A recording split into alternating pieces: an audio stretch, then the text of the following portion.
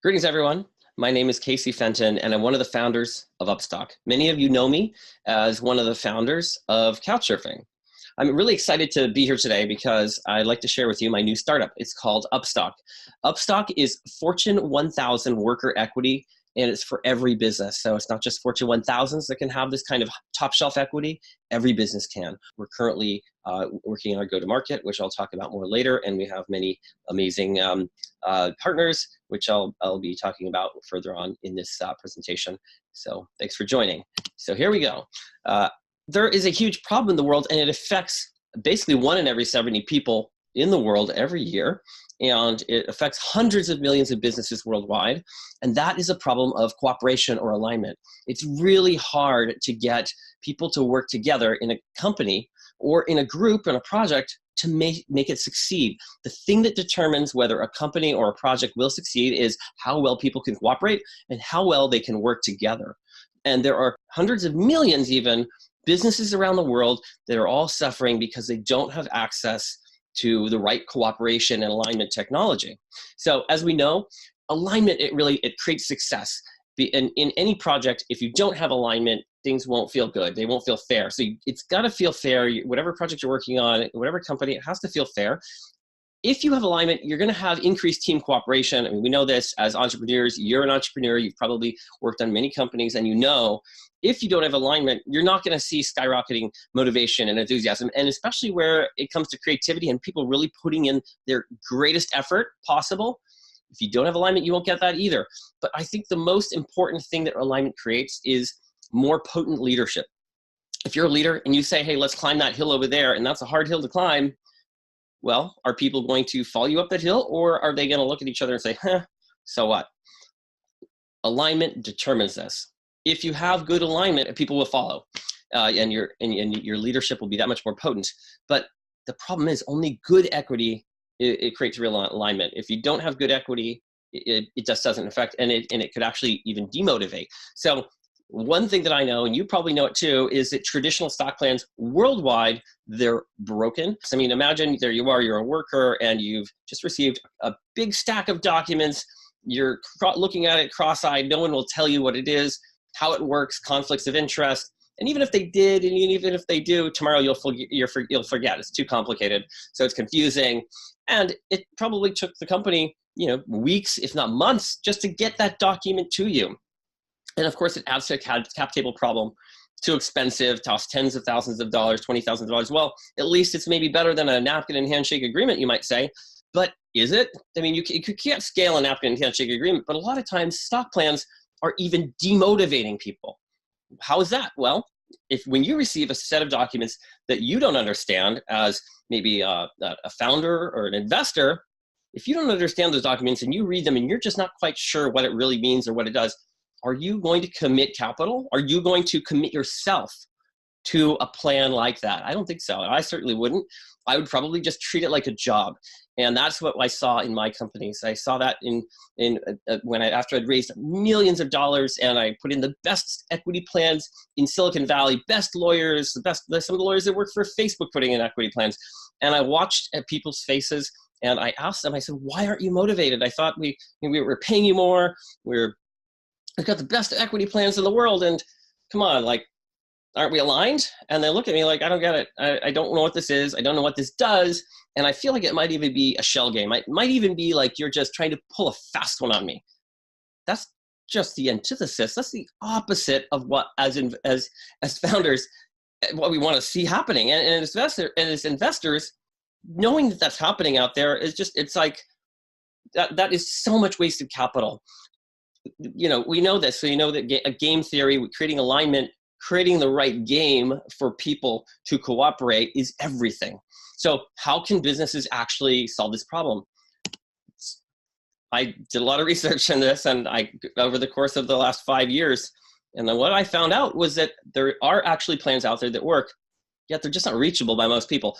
Fortune 1000 equity, that works. That stuff is where it's at, you would say. Okay, so basically, what does Fortune 1000 equity look like? You can have a set of legal docs. It's like RSUs, and usually it's kind of one size fits most anyway, because you go to a law firm and they'll say they're customizing it for you. but they're not doing a lot of customization. It's kind of boilerplate. And then they may provide you with a dashboard. Maybe you have to make your own dashboard.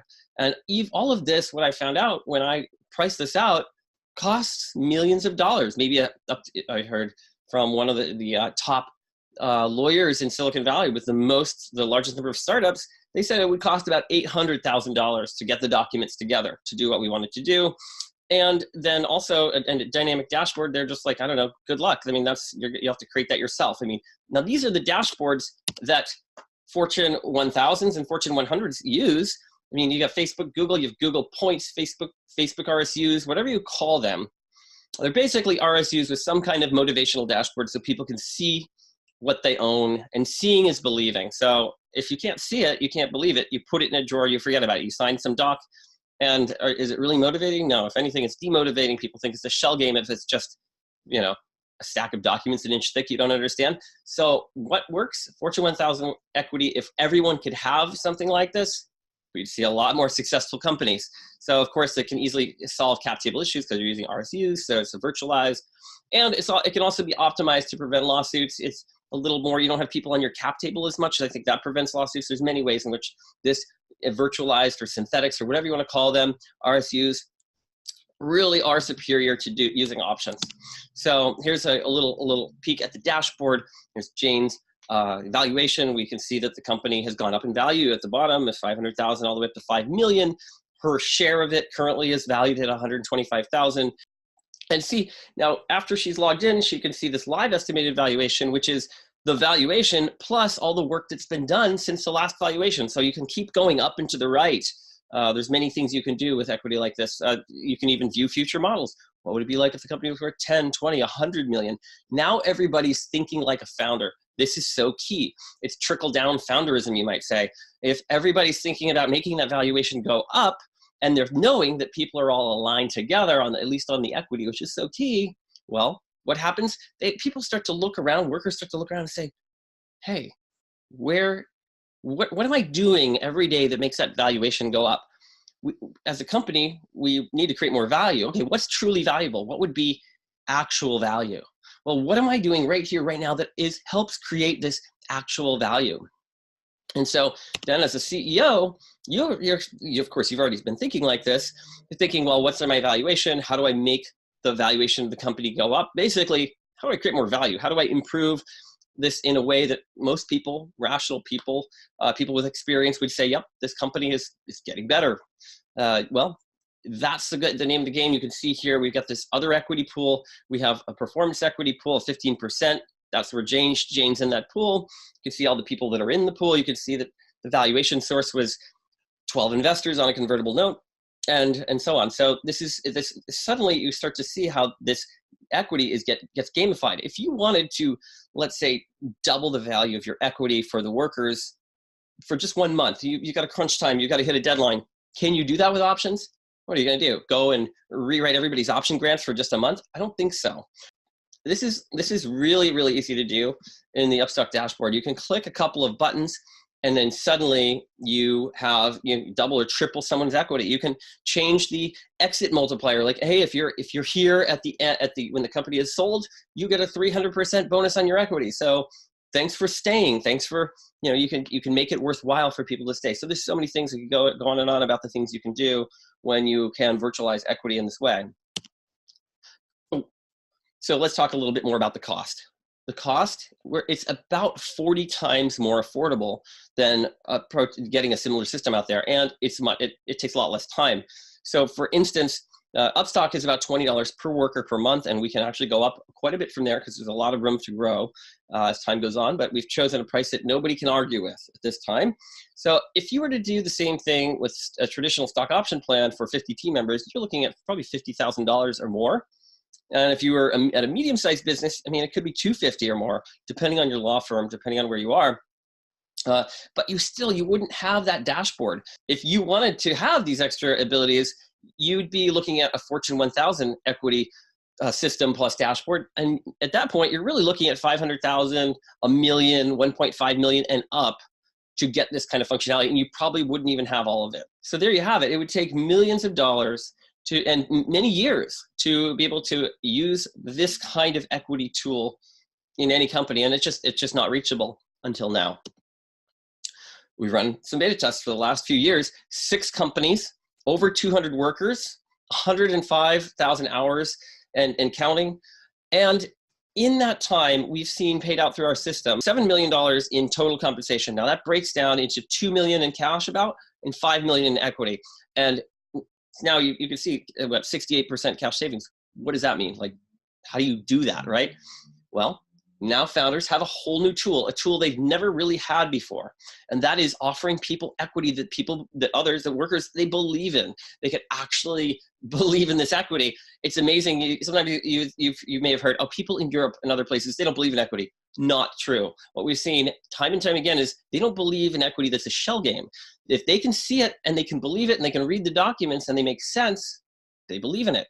I mean, people are rational. And they can believe in taking a risk that they know when they can understand the game and the rules being played.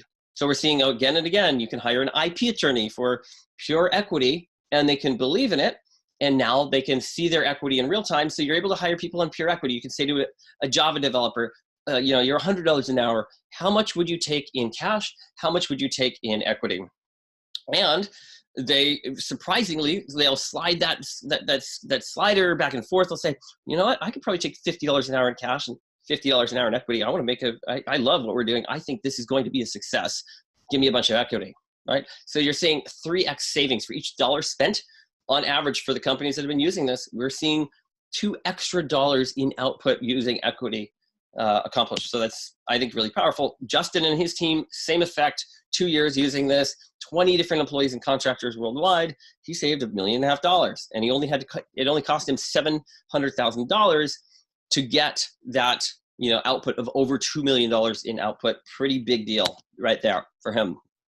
Okay, so Upstock, I've compared it to what else is out there. Let's compare it once again. It's the easiest. It's the most motivating option as well. So if you were to compare the Upstock's onboarding process, it's instant. It's as fast as you can click and understand, how do you set up a performance, the pool, what percentage do you set up? You probably start with 1% and then you grow it as the economics make sense.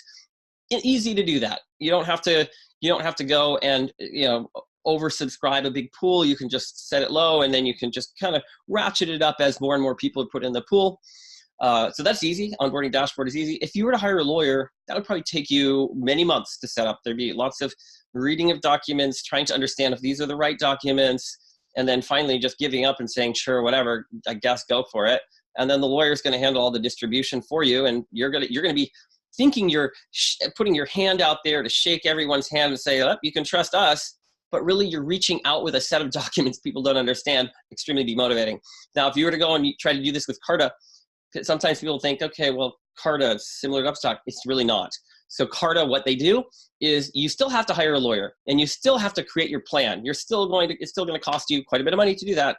Then you upload your plan and then you digitize. So really, in a lot of respects, Carta is really just helping you get signatures. It's helping digitize a lot of the different classic things you might need to do in a corporation and then get those signatures more easily and keep them digitally. It's a good service.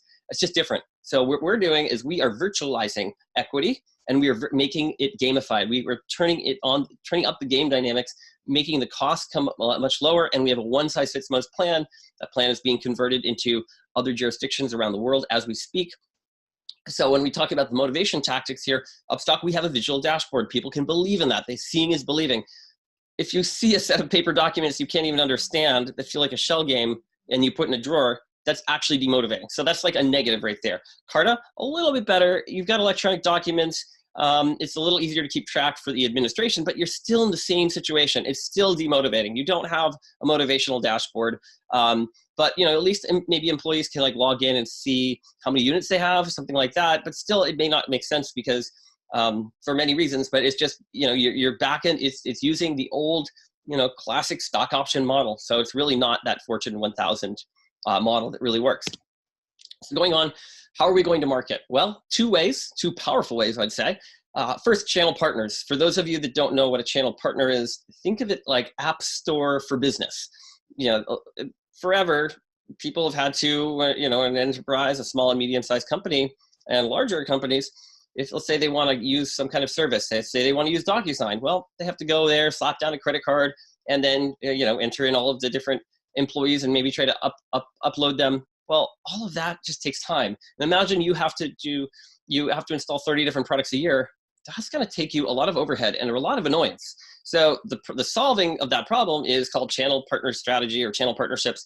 And our a VC and a partner of ours in Norway, Explorico, has provided the infrastructure to connect Upstock to the best channel partners in the world. It's going to be 300 different channel partners, in fact, which give us instant access and instant provisioning to 35 million companies worldwide. That's just one click. So it's as fast as we can turn on the documents and get them converted in each country. That's how fast we are able to be deployable to 35 million customers.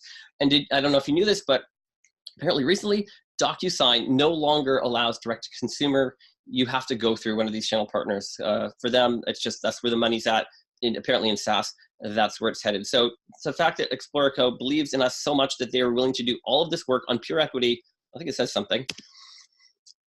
Number two, this is the number two go-to-market. We are creating partnerships with Big Four around the world. We've created a win-win agreement solution where we've already signed it with KPMG, and we're negotiating with PwC, and hopefully Deloitte and EY are coming, and others. So what is this? Basically, these firms are localizing our legal docs. So they're bringing our legal docs to each country so that we can still use our technology in each country. So they figure out all the taxation and all the local laws. And this generates a pipeline of customers for both them and us. So both Upstock and Big Four, they get new customers. Imagine it's a startup and they can't afford KPMG's maybe $500 an hour in legal fees, but they could afford a software as a service on a monthly basis. And as they grow, things get more complex. Well, they need help. Any company that grows becomes more complex. Of course, they need help. So our preferred partner, KPMG or PwC or what have you, is right there, ready to help them, ready to augment and grow the plan. So the other benefit is that we will give these firms 20 to 50% of Upstock's revenue in that country. So there's an incentive there as well. And so far, everyone we've talked to has said yes. And now it's about scaling out to 10 more countries and partners in the next 6 months. So exciting. We already got a lot of those conversations going. So one thing that is really important to me is never to release something that is going to mess up some company somewhere. That would be the worst thing in the world. So we've really de-risked that in a few different key ways. First of all, we've made it so that we can retroactively fix the documents on the fly. So if the IRS or some regulator somewhere says, hey, you didn't do it right, or we've changed regulation, no problem. We can change our documents and fix it on the fly. That gives us a lot of security that the future is going to be okay. Additionally, we've worked with Terry Williams. She's an advisor, and she's basically spent a lot of time. We're on version 3 of our documents. She just helped release these, and this is why we're going to market now. We're feeling a lot of confidence around our documents. So we were told by our advisors, don't go to market until you have this dialed in by the best folks in the country who know about such things, which in this case, Terry, she's worked at Baker McKenzie for 10 years, HP for 8 years, doing international equity plans in over 90 or 100 countries. So there's no one better in the world. She understands this stuff. She has built something beautiful for us. Also, Fred, he has done 30 years of expert witness litigation. He knows all the ways in which people sue each other over equity. And he has, hopefully, it looks like bulletproofed our legal docs in our system. So really proud of that. And of course, we have a little bit a bit more of a buffer too, because we have KPMG, PwC, and other firms around the world who are converting our documents, and so that gives us a little cover. Onto advisors, we have a few key team members. Myself, one of the founders of Couchsurfing. This is my 5th company, raised with Benchmark, General Catalyst, Omidyar, Menlo Ventures. Vinit, he's one of the early employees, one of the first 100 at Box. Brought them up through IPO, working in creative and marketing. So he really understands how SaaS functions and how to grow it, and what it's like when you go through all the trials and tribulations that Box did. I'll keep skipping around. We got an amazing legal team, of course, and we have Arne. Arna has already built Upstock for Fortune 100s. He did that 10 years ago, sold the company, so it was acquired twice, and he helped in both sales. And he has he's taken a good size equity chunk here. He's very incentivized to help make this work. He is on a first name basis with PwC and KPMG folks around the world. So anytime I need to contact with somebody, he picks up a phone, makes an intro, done. So it's really amazing to have him on board. Excellent guy. I think another thing, and we're almost done here, to know is that equity, it's really the perfect beachhead. So we're talking about legal here. We're talking about disruption of legal, and specifically, where is the best place to disrupt? Where companies, once they use this service, they really want to keep using it. It's equity. Once you put in an equity plan, you don't change it out. And especially you don't change it out when you get the value of Fortune 1000 equity, but you get it at a fraction of the price. You don't want to leave. This is not something you just want to swap out or try to go to a lower cost competitor or something like that, of which there are none at this time. So when you're looking at the long-term expansion possibilities, when we have that kind of trust, when we are embedded in the core of a company into their equity system, we're like their servers. It's like we are like the thing that they're running on, maybe the oxygen, whatever you want to call it. It's like you can almost say it's like a metaphor. Back in the day, I had to do server administration as a 15-year computer developer and system administrator. I had to work on servers. I had to call up the ISP and say, can you install that server? It takes weeks and thousands of dollars up front, and then configure it, and then try to get somebody else to work on it, and they throw up their hands saying, I don't know how you configured it. I don't know about this configuration. It's going to take me months to figure it out, right? And all that extra money, right? So Amazon changed that. They virtualized server administration. Now you can fire up a server in just a couple minutes, even seconds. So what we're seeing now is the same thing is happening with the disruption of legal and other places too. We're seeing a virtualization of legal. So what Amazon did to servers in virtualization, Upstock is doing to legal, and especially with the beachhead that is equity. So when you have that standard infrastructure, now everybody knows how to work with it. It's straightforward, it's fair, you know what it is, and it allows less due diligence. You don't need to look under the hood and deal with all that. You can focus more on the value that the company is creating. It helps everybody, it helps investors, it helps founders. Something that's pretty cool. So final slide here. I think we all know it by now. Equity disruption, it's inevitable. It's been a bit tough to disrupt it in the past because you really need to understand business, and you need to understand motivation, and you need to understand legal. And not many people out there understand all of those things and can put together a plan that actually can produce the results and to do so in a safe way. So it's something I'm really proud of. I love legal. I've been working in legal. I've been working in motivation. I've been working in startups for my whole life. So let's take a look. Let's just take a second. Think about small and medium-sized enterprises. Think about businesses anywhere up to 100 employees, 500 employees. What is equity going to look like for them in the 2020s? Well, I think and I know it's going to totally be digital. I can't believe it's not already. It's kind of interesting. It's definitely going to be global. You should be able to hire people all over the world, gig economy, people working from wherever. You need to be able to incentivize people globally, and it has to be real time. If it's not real time, it's not motivating. It could be even demotivating. So thank you so much. Casey Fenton here, Upstock. I hope you have a wonderful day. Cheers.